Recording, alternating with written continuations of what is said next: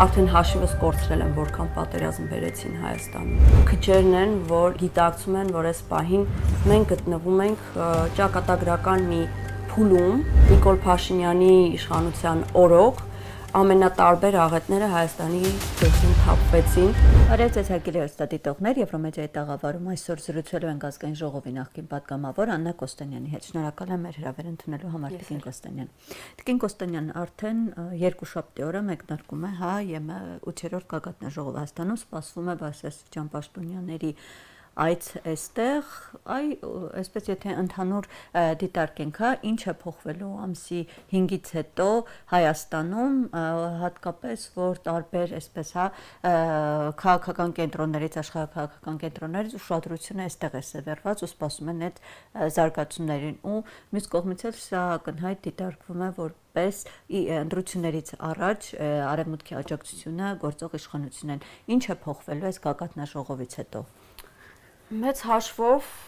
եթե հաշվի չառնենք այն հանգամանքը, որ շատ գեղեցիկ փաթեթավորում եւ վաճառում են այս իրադարձությունը հայ ժողովրդի համար, ոչ մի բան չի փոխվելու։ Բազմիցս տարբեր միջոցառումներ են եղել աշխարհի տարբեր ծայրերից, ամենաբարձր մակարդակով ներկայացվածություն ապահովել այդ միջոցառումներին, բայց որքանով է դա ազդել հայ ժողովրդի կյանքի որակի բարձրացման վրա, տարածաշրջանային լարված իրավիճակում Հայաստանի եւ իր թշնամական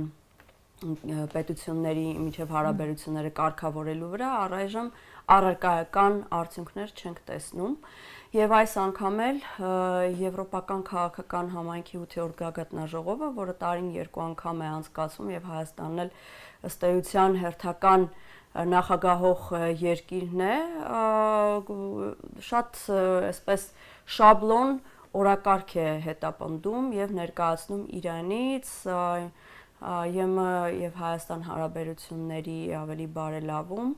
բայց սրա կոնտեքստում շատերը գուցե այդ գեղեցիկ վերնագրերից այն կողմ չեն տեսնում, որ 8 տարի շարունակ այդ հարաբերությունների առարկայական լավացման համար բավարար ջանքեր չեն գործադրվել, օրինակ գուցե հիմա սա այդ ժողովը ինչ որ առումով հնարավորություն կարող է դիտարկել, կարելի է իհարկե ցանկացած նման իրադարձություն, սակայն որքանով է պատշաճ ձևով օրվա իշխանությունը դա տանում, ինձ համար մի փոքր կասկածելի է, ես այսպես ասեմ, չեմ հավատում եւ հակառակը տեսնում եմ, որ այս իրադարձությունը շատ պատահական ձևով ընտրություններից ընդամենը 1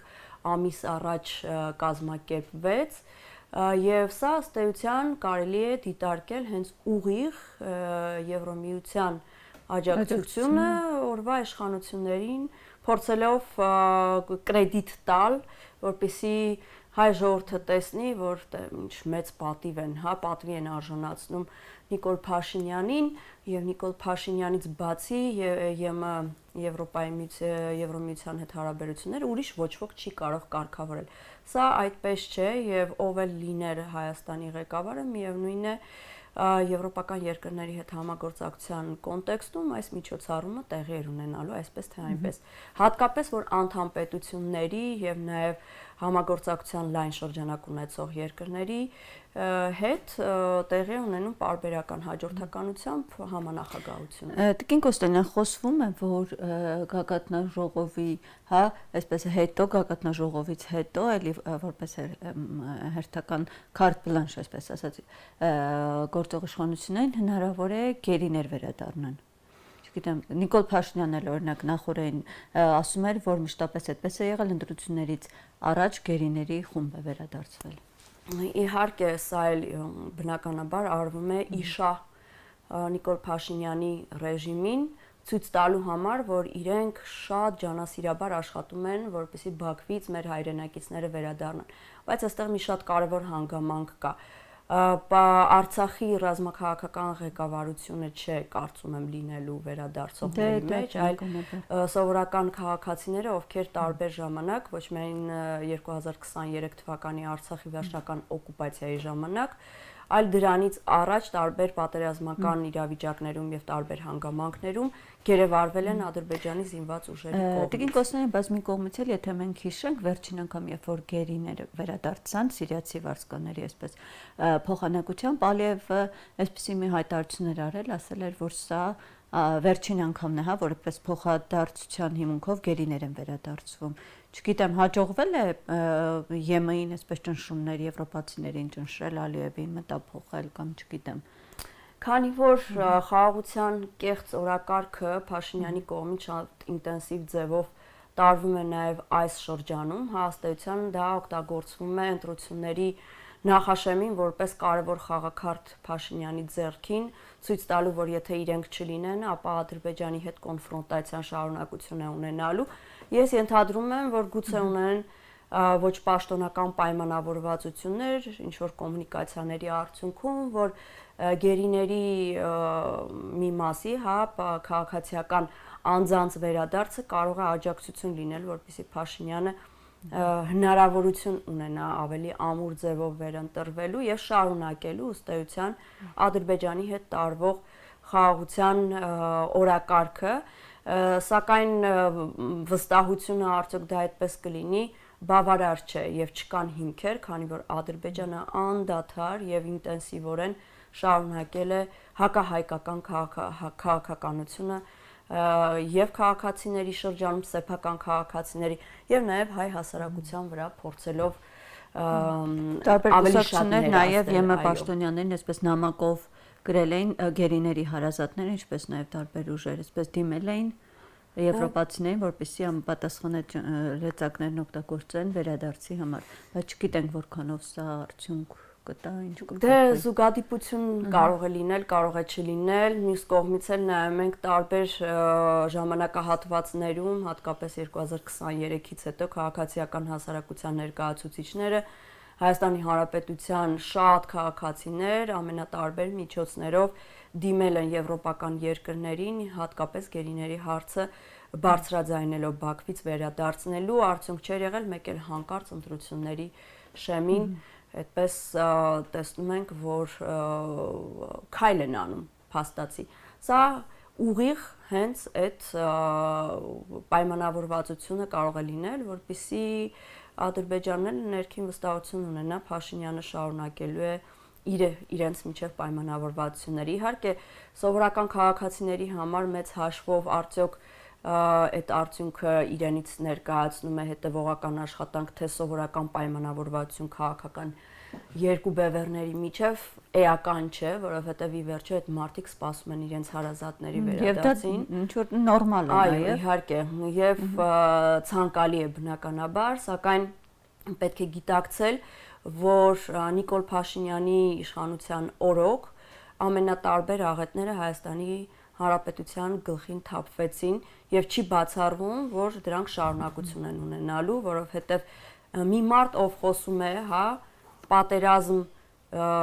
բերելու եւ դա վերագրում է ընդդիմադիր ուժերին, որ եթե իրենք չլինեն պատերազմ կլինի, պետք է անընդհատ հիշեցնենք, որ այս մարդիկ արդեն հաշիվս կորցրել են, որքան պատերազմ բերեցին Հայաստանում, հենց ուղիղ Հայաստանում։ Բայց հիմա ասում են, տեսեք, արդեն ինչքան ժամանակ է, օգոստոսի 8-ից հետո հատկապես սահմաններին կրակոց չի հնչում, զինվոր չի զոհվում, վատ է դա։ Չէ, իհարկե շատ լավ է, բայց էլի նորից որոշակի ընտրական process-ներն են մոտենում, ժամկետները որքան մոտենում են, այնքան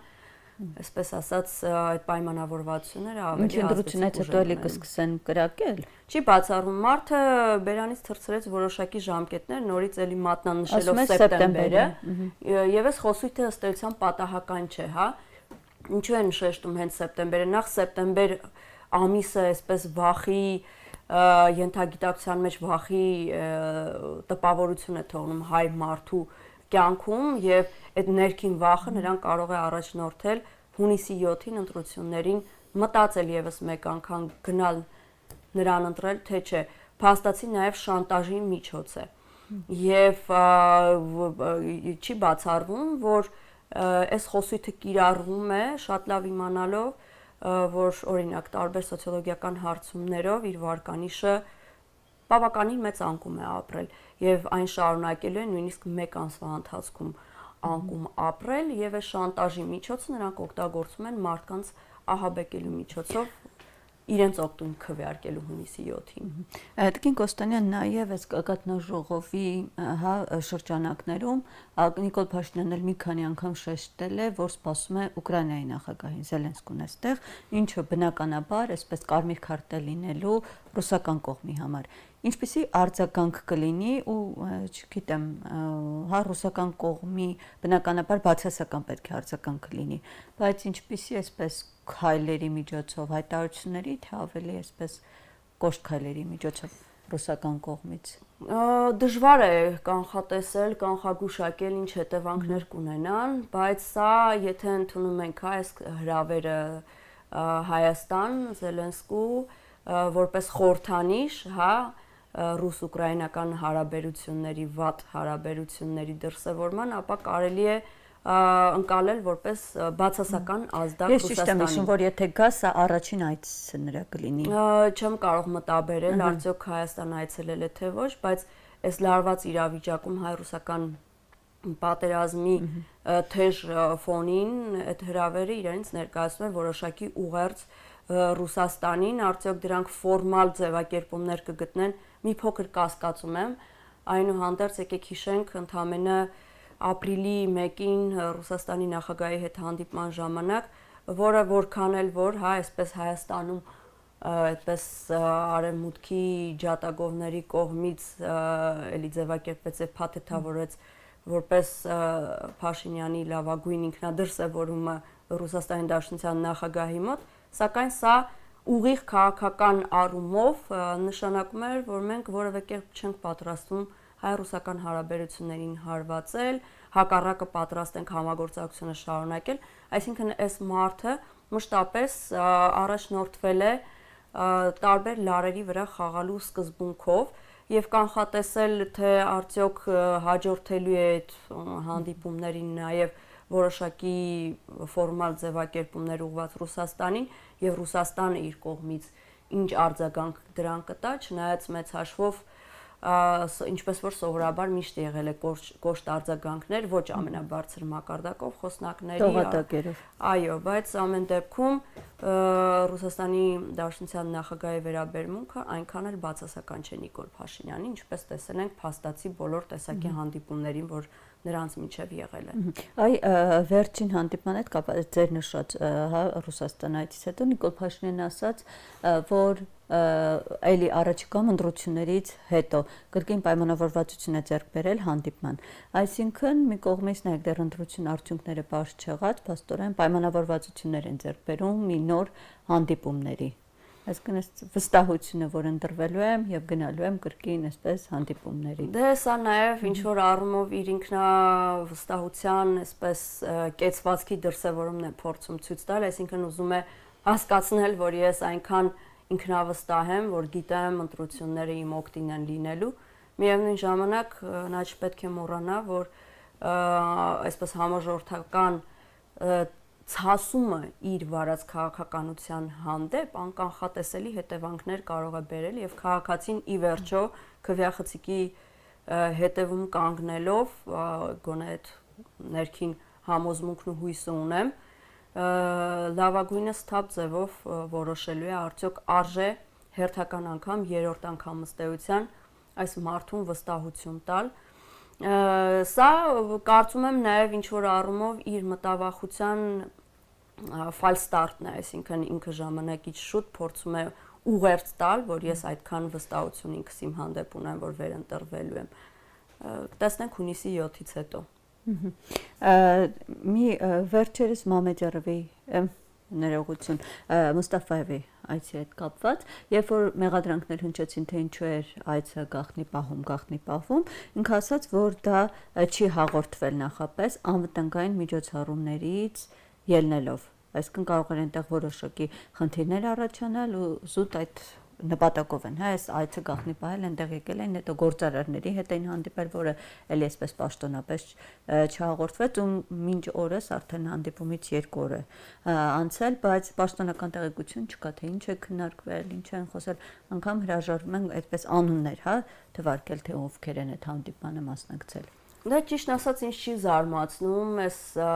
վարվելակերպը թաքցնելու, որովհետև իրենք շատ լավ հասկանում են ինչ արձագանք հանրային կարող է առաջանալ, հա, պաշտոնական։ Բայց որպես այդպես մեծ ես չգիտեմ։ Իրականում, այո, համաձայն եմ, ճիշտ եք, հայ հասարակության իմունիտետը այդ առումով որոշակի ձևով որպես այդ մեծ լրատվամիջոցներն ավելի շատ այսպես փորձում։ Սոցիալական մեդիայում է հիմնականում դրսևորվում, հա, այդ մեծ աղմուկը, որ վայ եկել են, եւ ի վերջո հիշենք, որ բոլորովին վերջերս նաև քաղաքասարակության ներկայացուցիչներ եկան, հետո այստեղից գնացին Բաքու, մեծ հաշվով քննադատությունները սկիզբ առան նորից սոցիալական մեդիայում ավարտվեցին եւ դրանք որևէ տեսակի այսպես մեծ ազդեցություն կամ հետևանք չունեցան եւ ի վերջո չեմ պատկերացնում, որ հայ ժողովուրդը այդպես ինչ որ ծայրահեղական դրսևորումներ ցուցաբերեր, պարզ է, որ հակազդեցություն կա, բայց այդ հակազդեցությունը անընդհատ տևական ձևով, նման միջոցառումներով, նման քայլերով կոտրել են ցավալիորեն։ Եթե հարցնեք օրինակ ինչ ձևով այդ հակազդեցությունը պետք է դրսևորվեր, կդժվարանամ ասել։ Դե մյուս կողմից էլ սա Տիկին Կոստանյանն ընդունենք, հա, որ մյուս կողմից էլ սա նաև ընդդիմություն է ստեղիր մեղքի բաժին ունի, որ հանրությանը շատ հաճախ չի կարողանում, հա, այսպես ճիշտ մատուցել, այսպես ասած, իր լեզվով, հանրային լեզվով պարզ բացատրել, թե այս կամ այս իրադարձությունն ինչ հետևանքներ կարող է ունենալ, ինչ խնդիրների կարող է հանգեցնել, ու հասարակ քաղաքացին այդպես պարտավորել չէ, այսպես քաղաքական խիստ վերլուծություններ անել, խորանալ այստեղ։ Իհարկե, այդ ձևակերպումները հիմնականում պետք է արտահայտվեն հետևյալ կերպ, բացատրելով, որ օրինակ նման այցելությունները Հայաստան, հա, Ադրբեջանի տարբեր բարձրաստիճան պաշտոնյաների կողմից իրենից ներկայացնում են հայ հասարակությանը համար սովորական դարձնելու իրադարձություններ։ Եվ այստեղ ոչ թե պետք է աղմուկը ինչ որ բարձրագույն Facebook-յան ստատուսների միջոցով լինի, ասացիք ընդդիմությունը չի կարողանում, դրանք սովորաբար արտահայտվում են պարզապես սկանդալային ստատուսների ձևով եւ որևէ մեկը չի բացատրում։ Հետևանք չեն ունենում։ Այո, օրինակ կարելի է հարցումներ անել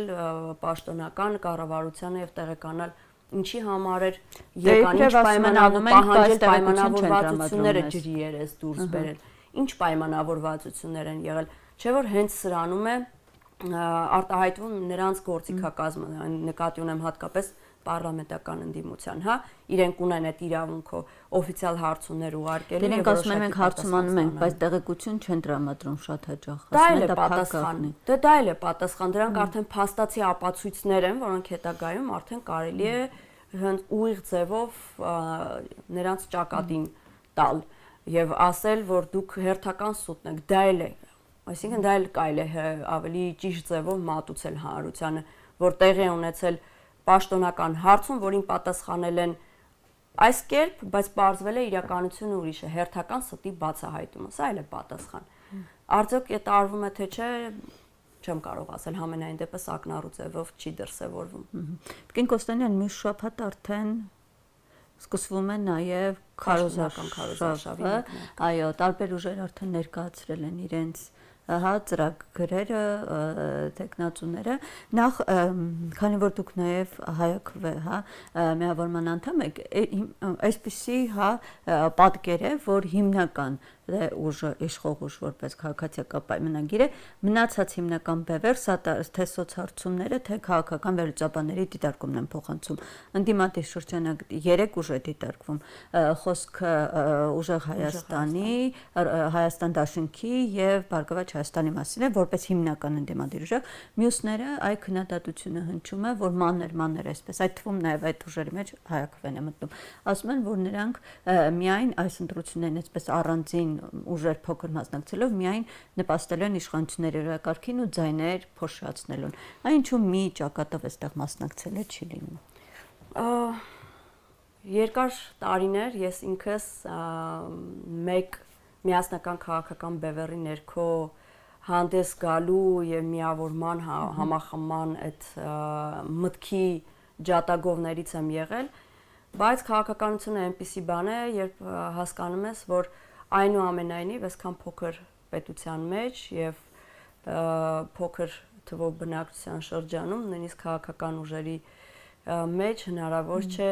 լիարժեք օրինաչափ Այդ միավորում սկզբունքները, ձևավորել։ պրինցիպները, այսպես ասած, չի ստացվում մի կողմ դնել։ Ես կարծում եմ ամենաառաջին պատճառը այն է, որ ցավոք սրտի քաղաքականության մեջ մարդիկ եւ տարբեր ուժեր մտնում են ամենատարբեր նպատակներով։ Եվ քչերն են, որ իսկապես գիտակցում են, որ այս պահին մենք գտնվում ենք ճակատագրական մի փուլում, որը որոշելու է արդյոք Հայաստանի Հանրապետությունը որ ուղղությամբ է գնում, ինչպեսի քչերը միավորվեն։ Օրինակ, այդ քչերի միավորումը ըստ էության մենք փաստացի այս պահին տեսնում ենք, դա տեղի է ունենում եւ դրա արդյունքում որոշակի բևեռներ են ձևավորվել եւ ի վերջո մեր ժողովրդին տասնյակ տարիներ այնպես են պառակտել, որ մարդիկ նույնիսկ այդ մեծ մեր պատկերացրած միավորման դեպքում այդուհանդերձ գտնելու էին ինչ-որ մարդկանց, որոնք չէին հավանելու։ Այս սրա մազը դուր չի գալի, մեկի հագուստը, մեկի աչքը, մյուսի ունքը։ Հետևաբար նաև քաղաքական ուժերը այս տեսակ մոտեցումների արդյունքում չեն կարող այսպես ավտոմատ միավորումներ ձևավորել եւ կա այն ինչ կա, այսինքն պետք է հնարավորինս քաղաքական ուժերը փորձեն համադրել իրենց մոտեցումները քաղաքականապես, ծրագրային դրույթները եւ ամենակարևոր թեմաներով պատկերացումները ըստիս այդ պատկերացումները ձևակերպվում են անվտանգային հարցերի շուրջ, այդուհանդերձ սոցիալական խնդիրների շուրջ, որովհետեւ բավականին մեծ տոկոս են կազմում սոցիալապես անապահով քաղաքացիները Հայաստանի Հանրապետությունում եւ եթե այդ հիմնական, այսպես ասած, ուղղություններով կարողանում են պայմանավորվածություններ ձեռք բերել, գոնե կարճաժամկետ, կտրվածքով աշխատել, ապա դա ողջունելի է։ Տիկին Կոստանյան, նայեք, իմ նշած այդ ուժերից հիմնականում իրենք են այսպես դիտարկվում ընդդիմադիր հիմնական բևեռներ։ Հիմա ձեր ուժը ընտրության արդեն հետընտրական փուլում, երբ որ պարզ դառնա, իր ձայները պատրաստ է տալ օրինակ երկրորդ նախագահին կամ Սամվել Կարապետյանին կամ մյուս թեկնածուին։ Ուզում եմ հիշեցնել, որ ցավոք սրտի Հայաքվե ազգային քաղաքացիական միավորումը եւ նրա քաղաքական թևը հայտ չներկայացրեցին իրենց դեմքով, այսինքն Հայաքվեի դեմքով մասնակցելու ընտրություններին։ Իմ անձնական կարծիքն է, որ սա կարող էր հնարավորություն ստեղծել 3-ամյա գործունեության արդյունքը լավագույնս դրսևորելու քաղաքացիների շրջանում, քանի որ Հայաքվեն ինտենսիվ եւ պերմանենտ աշխատանք տանելով քաղաքական դաշտում, որքան էլ որ մենք որպես քաղաքացիական նախաձեռնություն էինք սկսել, բայց քաղաքացիների շրջանում ունենք բավականին այսքան Հայաքվեն մասնակցելու այսպես աջակցելու ֆորմատով աջակցելու համագործակցություն կնքեցին ուժեղ Հայաստանի հետ իրենց համագործակցություն, որը իրենից ենթադրելու է ամենաառաջին հերթին քաղաքացիներին կոչ անելու, հորդորելու, որպեսզի գիտակցեն ընտրությունների մասնակցության կարևորությունը եւ որքան էլ որ գտնվում են հիասթափության, հուսալքության մեջ, կորցրել են հավատը, հերթական ընտրությունների արդյունքում որևէ դրական իրենց համար բարենպաստ արդյունք ունենալու, անպայման պետք է իրենց քաղաքացիական դիրքորոշումը արտահայտեն։ Իսկ որ փուլում որոշվեց, որ չպետք է հայտ ներկայացվի։ Բոլորովին վերջերս մինչև որտեղ որպես այդպեսին կարծես պաշտոնական հաղորդագրություն դրա վերաբերյալ չի եղել կամ գուցե։ Դե մենք հայտարարություն, այսինքն օրենքով սահմանված ժամկետներում չենք ներկայացրել անհրաժեշտ ուրեմն փաստաթղթերը, նաև նախընտրական ցուցակը եւ եթե դա թիմային որոշում է եղել թե։ Այո, իհարկե, դա եղել է կոլեգիալ որոշում, ելնելով այն հանգամանքից, որ Հայաքվեն նաև հետևում է ինքն էլ իրականացնում է սոցիոլոգիական հարցումներ, որի տվյալներով չէր բավարարում շեմը հաղթահարելու տոկոսը եւ այդպես նորից միասնական որոշում կայացրեցինք այս անգամ բաց թողնել եւ մեր առաքելությունը տեսնում ենք հենց քաղաքացիներին ողջևորելու մասնակցել ընտրություններին այս ձևաչափում եւ աջակցելով նաեւ քաղաքական այն ուժին, որը ամենամեծ շանսերը ունի հակակշիռ ստեղծելու օրվա իշխանությանը։ Ուժեղ Հայաստանի մասն։ Այո։ Շնորհակալ եմ Տիկին Կոստանյան ձեզ զրույցի համար։ Հարգելի դիտողներ, հիշեցնեմ, որ Եվրոմեդիայի զրուցակիցը այսօր ազգային ժողովի նախկին պատգամավոր Աննա Կոստանյանն է։ Շնորհակալ եմ հետևելու համար, կհանդիպենք։